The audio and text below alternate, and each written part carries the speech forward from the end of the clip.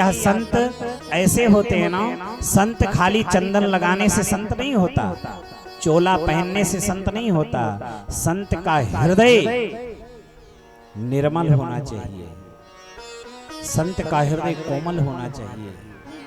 मक्खन की भांति दूसरे के दुख को देख के द्रवित हो जाए, ऐसा हृदय जिसका है, वो चाहे पैंट शर्ट में हो, चाहे धोती कुर्ता पहना हो, चाहे चंदन लगाया हो ना लगाया हो, कोई मतलब नहीं पड़ता। दूसरे के कार्य में बढ़ चढ़ के जो हिस्सा ले, कभी किसी से ईर्षा द्वेष ना रखे, कभी किसी से कोई गाली गलौज की बातें ना करे, ऐसा व्यक्ति जिस भी रूप में हो वह संत ही है। और ऐसे संत का जीवन इतना कठिन होता है, और इस जीवन को जीने के बाद वो संत फिर संसार में नहीं आता, फिर तो वह मुक्त हो जाता है। ऐसे संत की कृपा हुई कि आत्मदेव शर्मा के घर में पुत्र तो संत की कृपा से नहीं आया, लेकिन दूसरे पुत्र के रूप में गोकर्ण जी मिल गए, जिन्होंने आत्मदेव शर्मा के जीवन को सुधार दिया।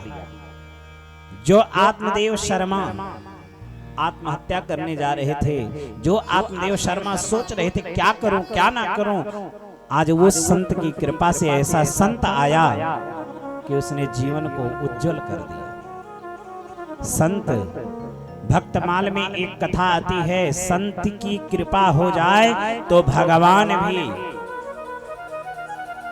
अपना काम छोड़ देते हैं।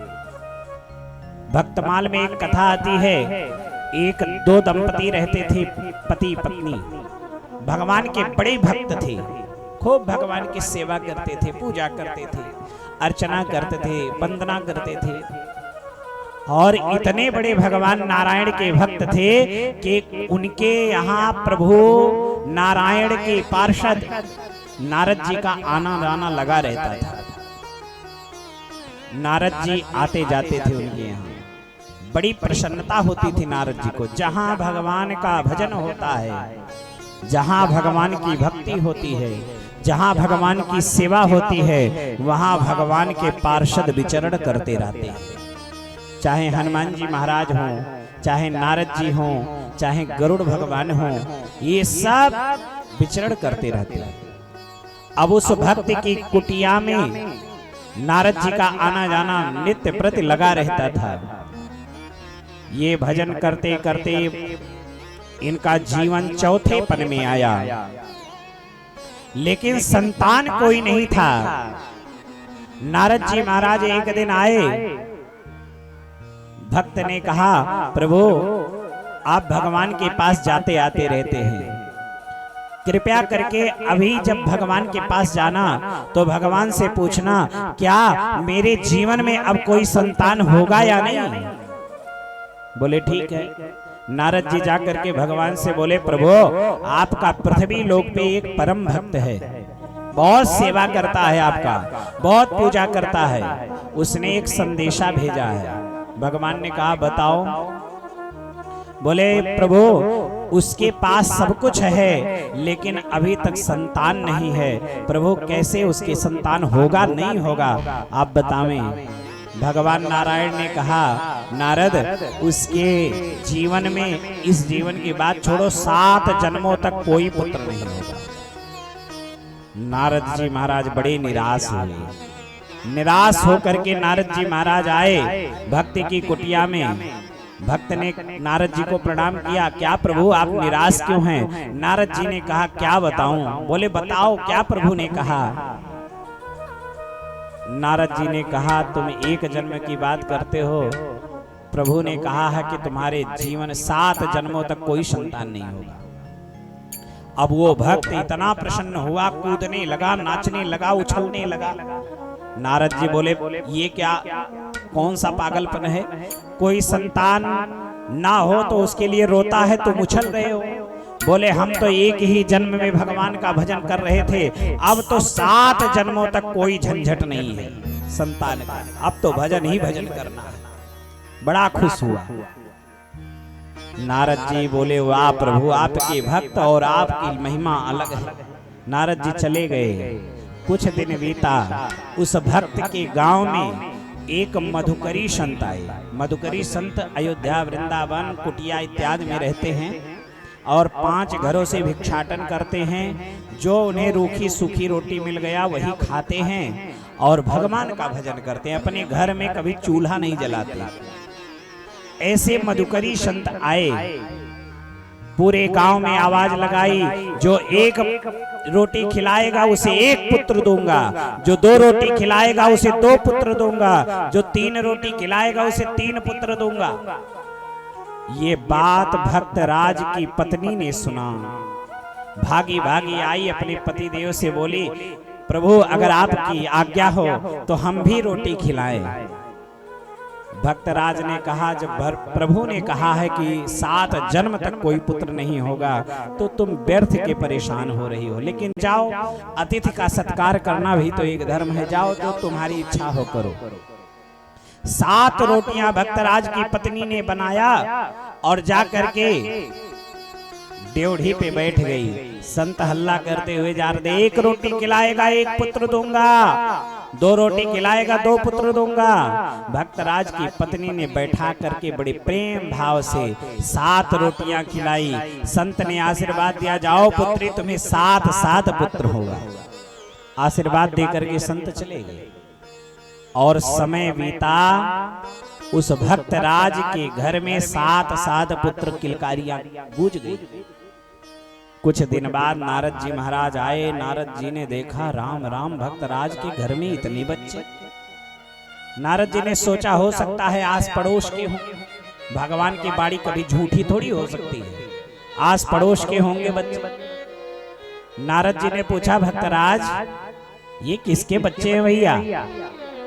भक्तराज ने कहा, प्रभु आपके कृपा से मुझे 7 पुत्र मिले हैं। नारद जी बड़े खुश हुए, लेकिन अंदर से बड़े निराश हुए कि भगवान ने हमसे झूठ बुलवाया, हमसे झूठ बुलवाए कि 7 जन्म तक कोई पुत्र नहीं होगा, यहाँ 7 पुत्र खेल रहे हैं। अगर इनको झूठ बोलना था तो खुद जाके बोलते। भगवान के पास नारद जी गुस्सा में पहुंचे। भगवान ने कहा, क्या हुआ नारद, बड़े क्रोधित हो? नारद ने कहा, मुझसे बात मत करना, आप सच में बहुत छलिया हो। भगवान ने कहा, क्या हुआ नारद? बोले, मुझसे बोले कि उसे 7 जन्म तक कोई पुत्र नहीं होगा और वहां 7 पुत्र उसके खेल रहे हैं। भगवान की आंखों में आंसू आ गया। बोले, नारद जानना चाहते हो किसके आशीर्वाद से वो पुत्र हुए हैं? बोले, हम बिल्कुल जानना चाहते हैं, चलो। नारद जी और भगवान ने ब्राह्मण का भेष बनाया। रात्रि की घनघोर रात्रि थी, बारिश हो रही थी, आंधी तूफान आया था। जिस जंगल में कुटिया बना करके वो मधुकरी संत रहते थे, वहीं पर भगवान नारद जी को लेकर पहुंच गए। और मधुकरी संत, या निशा सर्वभूतानां जागर्ति यस्संयमी, जब सारी दुनिया सोती है तब हमारे ऋषि महात्मा जाग करके भगवान का यजन करते हैं। मधुकरी संत जप रहे थे, नारायण नारायण। प्रभु नारायण और नारद जी गेट फीटे, गेट खोला, देखे, अरे इतनी अर्धरात्रि में, घनघोर निशा में हमारी कुटिया में 2 ब्राह्मण आए हैं। स्वागत सत्कार आसन पे बिठाया। भगवान ने कहा कि बहुत तेज की भूख लगी है, हमको तो भोजन करना है। और वो मधुकरी संत कभी भोजन बनाते ही नहीं थे, जो मिल जाए उसी के यहाँ खा लेते थे, फिर आके भजन करते थे। ना संग्रह करेंगे ना झंझट होगा, निर्द्वंद होके भगवान का भजन करते थे। लेकिन अब इतनी रात्रि में 2 भक्त आए हैं, 2 ब्राह्मण आए हैं, कैसे मैं इन्हें बिना खिलाए जाने दूं? बोले, महाराज बैठो। मधुकरी संत गए इधर उधर 2-4 जगह रात्रि में जा करके मांग करके थोड़ा सा आटा पिसान कुछ लाए। बोले, अब बनाऊं कैसे, क्योंकि ये लकड़ियां भी नहीं बटोरते थे। कुटिया में देखे कुछ नहीं था, कैसे बनाऊं? तो एक इनकी लंगोटी रखी थी, क्योंकि 2 ही लंगोटी रखे थे, एक पहनते थे, एक सुखाते थे, फिर दूसरे दिन वही पहन लेते थे। इन्होंने लंगोटी उठाया और अपने पांव में बांधा और अपने पैर में ही अग्नि लगा करके लगे पकाने भोजन। भगवान नारायण ने कहा, नारद बताओ, जो संत ऐसा है कि जीवन चली जाए लेकिन अतिथि सत्कार नहीं जाने दूंगा, अपने पैर में अग्नि लगा करके पका करके हमको पवाने के लिए तैयार है, बताओ नारद, ऐसे संत के आशीर्वाद से अगर 7 पुत्रों से मिल गए तो कौन सी बड़ी बात है। ऐसे संत की कृपा से अगर मेरी बाड़ी एक बार झूठा हो गया कौन सी बड़ी बात है नारद। मैं तो कहता हूँ ऐसे संत की कृपा से 1000 बार मेरी बाड़ी मिथ्या हो जाए मैं स्वीकार करता हूँ। ये संत की कृपा होती है, ये संत का आशीर्वाद होता है। बोलिए संत भगवान की जय हो।